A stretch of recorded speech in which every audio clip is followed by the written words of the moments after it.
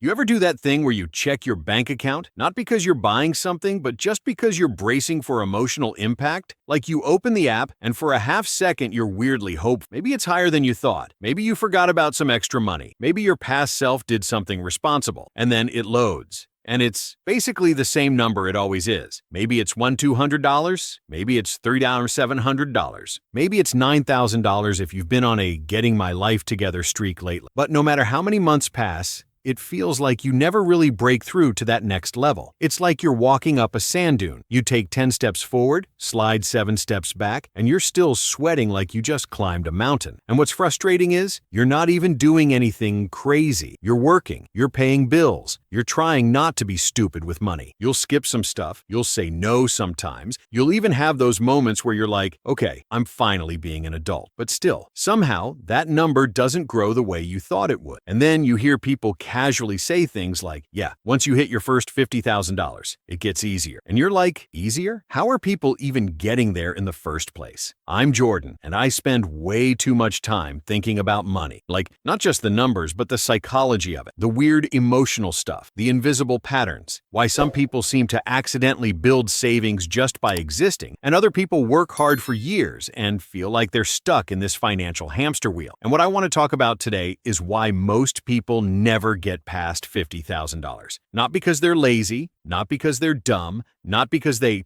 don't want it bad enough. Honestly, those explanations are comforting because they're simple, but they're usually wrong. The real reasons are quieter. They're less dramatic. And once you see them, you can't unsee them. Because the truth is, getting past $50,000 isn't just about saving more. It's about changing the kind of person your money system is designed for. It's about recognizing the traps that keep people hovering under that number year after year. While life gets more expensive, responsibilities get heavier, and you start telling yourself, maybe I'm just not one of those people who gets ahead. And if that sentence feels a little too familiar, good. Because by the end of this, I want you to walk away with a completely different picture of what's actually happening and a simple, realistic way to start moving upward again. So first, let's talk about why $50,000 is such a common ceiling. Because it's not random. It's the point where your money stops being just money and starts getting attacked by life. At the beginning, saving is kind of straightforward. You're like, okay, I'll just spend less than I make. That works when you're early in the game, when your responsibilities are light, when your life is flexible. But as time passes, life starts stacking weights on your back. Rent goes up. Your car needs something. Your phone breaks. Your family needs help. Your health needs attention. You get invited to things you can't say no to without feeling like a weird little gremlin. You start caring about comfort, about convenience,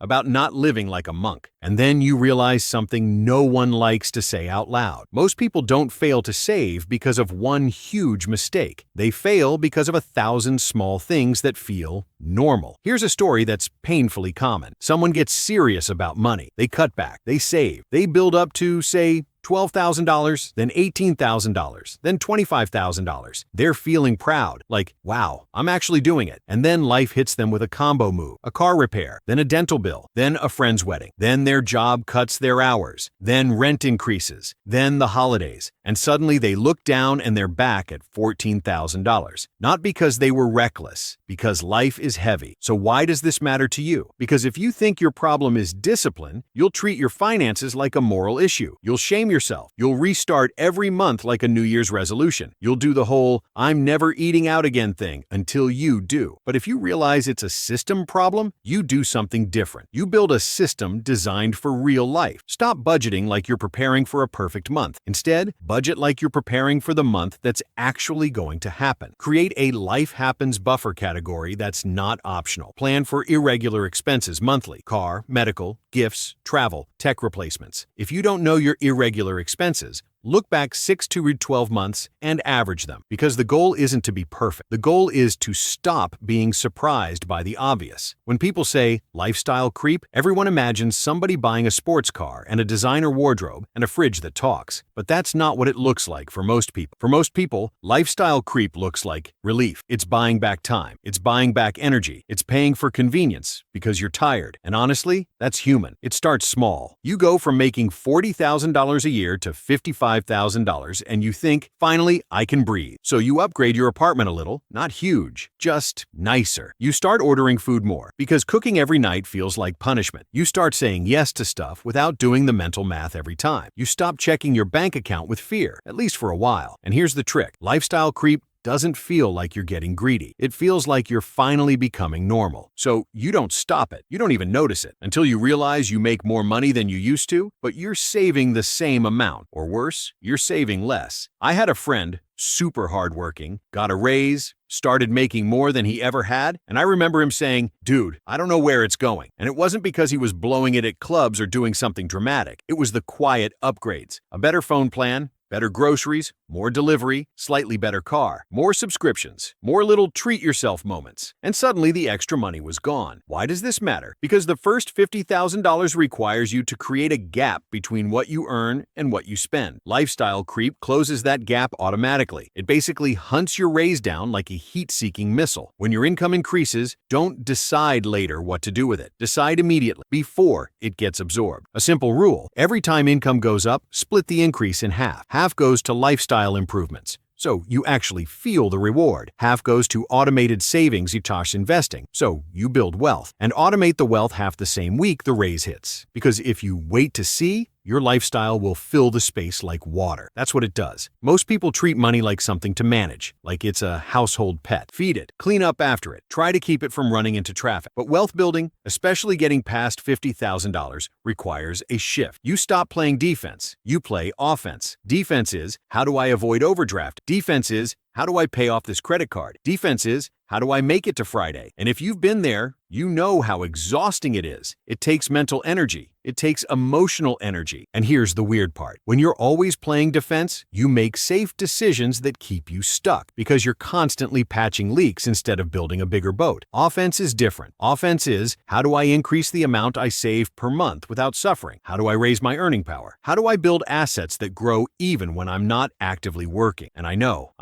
some people hear that and roll their eyes like, oh, here we go, the hustle speech. No, this isn't wake up at 4 a.m. and grind. This is something way simpler. Your biggest wealth lever is not cutting expenses. It's increasing your earning power. Cutting expenses is useful, but there's a ceiling. You can only cancel Netflix once. You can only meal prep so hard before you start resenting rice. Income has a higher ceiling, and the people who break past $50,000 almost always do something that changes their income trajectory. A new skill, a new role, a better industry, freelance work, a business, a side gig that becomes real, not overnight, but consistently. Why does this matter to you? Because if you're trying to save your way to $50,000 on a low margin, it's going to feel like dragging a couch upstairs. Possible, but miserable. Pick one income lever and commit to it for 6 to 12 months. Examples: learn a skill tied to higher pay, editing, design, sales, coding, data, trades. Ask for a role shift at work tied to measurable value. Build a side income stream that's boring but consistent, and track it like a project, not a dream. Because past $50,000, it's not the budget that changes your life. It's the trajectory. So, have you ever noticed how some people almost reject money? Like they say they want it, but when it starts showing up, they sabotage it? They'll save $10,000, then suddenly decide they deserve a huge trip. They'll build a small emergency fund, then start lending money to everyone. They'll start doing well, then quit the job, or stop the side hustle, or pick a fight with the one person helping them. And again, this isn't because they're stupid. It's because money challenges your identity. If you've spent your whole life being the struggling one, being stable feels unfamiliar, almost unsafe. If your family always had money stress, being calm about money might feel like you're betraying something. If your friends are broke, being ahead might make you feel isolated. So your brain tries to restore the old normal. It's like a thermostat. When the temperature changes too fast, the system kicks on and pushes it back to what it recognizes. That's what identity does. I've seen this in people who grew up hearing stuff like, money doesn't change people, meaning rich people are bad. We're not the kind of people who have that. Must be nice. Rich people got lucky. It's all rigged anyway. Even if you don't believe those fully, they leave residue. Why does this matter? Because if your identity is wired for struggle, you will keep returning to struggle. Not intentionally, but consistently. Start changing the story you tell yourself about what you're allowed to have. Here's a tiny exercise that sounds cheesy but works. Write down this sentence and finish it honestly. If I had $50,000 saved, it would mean that I am, and notice what comes up. Safe, responsible, responsible, free, or selfish, different, better than others, a target? Whatever shows up, don't judge it. Just notice it. Then replace the fear story with a grounded one. Having savings doesn't make me greedy. Having savings makes me resilient. Having savings makes me less stressed and more generous. Having savings gives me options. Because you don't rise to the level of your goals. You fall to the level of your identity. Let me describe something I see all the time. Someone says they're trying to save money, and what they really mean is they're hoping the month ends with extra money left. That's not a plan. That's a wish with a calendar. A wealth system is boring. It's automatic. It removes decision fatigue because honestly, willpower is overrated. Willpower is like trying to hold a door shut in a windstorm. You can do it for a while, but a system is like installing a lock. You don't need heroic effort. You need structure. People who get past $50,000 usually do things like auto-transfer money the day they get paid, split paychecks across accounts, keep spending money separate from saving money, increase savings rates slowly over time, invest consistently. Use a simple plan that doesn't require constant motivation. And here's the part that's annoying. It's not glamorous, it's not exciting, it's just effective. Why does this matter? Because if you don't have a system, every month becomes a negotiation with yourself. Should I save this? Do I deserve that? I'll start next month. I'll make up for it later. That mental tug of war keeps you under $50,000. Build a simple 3-bucket system. Bills account, rent, utilities, insurance, minimum debt payments. Spending account, food, fun, lifestyle, guilt-free. Wealth account, savings, plus investing. And set it up so money hits bills first. A fixed amount automatically goes to wealth. Whatever is left is spending. The goal is not to feel restricted. The goal is to make wealth building the default. A lot of people get trapped in what I call the emergency fund loop. They save up $5,000. Then an emergency happens. They save up again. Then another emergency happens. They save up again. And it's like life personally hates their savings account. So they conclude saving doesn't work. But what's actually happening is this. They're using their wealth building money as damage control money. And look, emergencies are real. But some emergencies are predictable expenses in disguise. Car repairs aren't a surprise if you own a car. Medical costs aren't a surprise if you have a body. Tech replacements aren't a surprise if you live in 2026 and everything is made of glass. So if every predictable expense hits your emergency fund, you never move forward. Why does this matter? Because $50,000 requires two things: protection from setbacks, momentum toward growth. If all your savings goes to protection, you have no momentum. Separate true emergencies from predictable hits. Try this structure: emergency fund, job loss, medical crisis, genuine unexpected disaster, sinking funds, car repairs, gifts, travel, annual bills,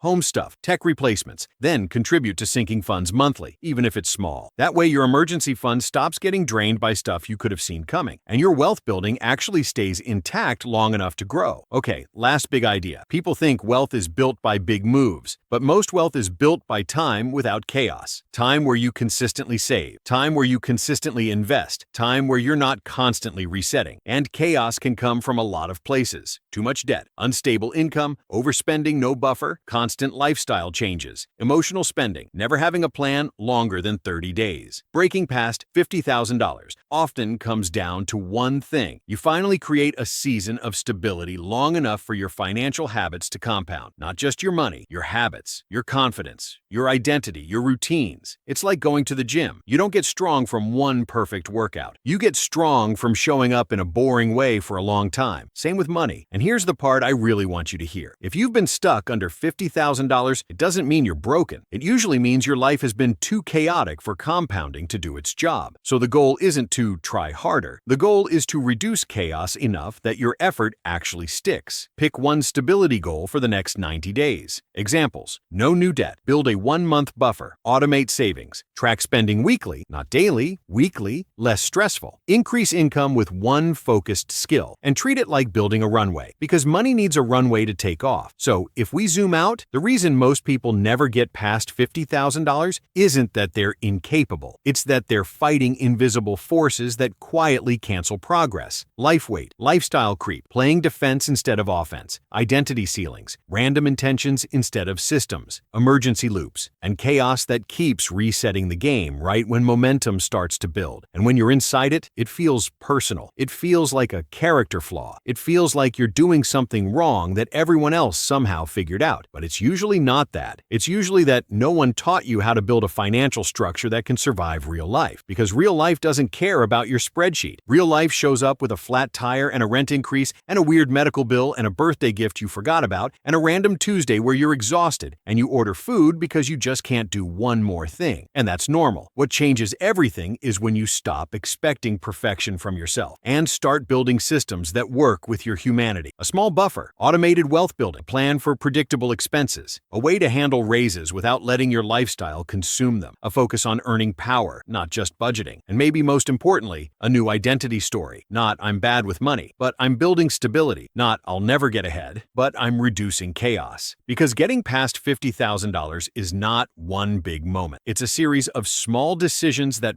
finally get to stay in place long enough to compound. So here's what I want you to do after this video. Just one thing. Pick one lever. 1. A system upgrade, a stability goal, an income project, a buffer, and commit to it long enough that your future self can actually feel the difference. Quietly, steadily, without hype, because you don't need to become a totally different person overnight. You just need to build a money life that doesn't collapse the second real life shows up. And when you do, $50,000 stops being a ceiling. It becomes a checkpoint.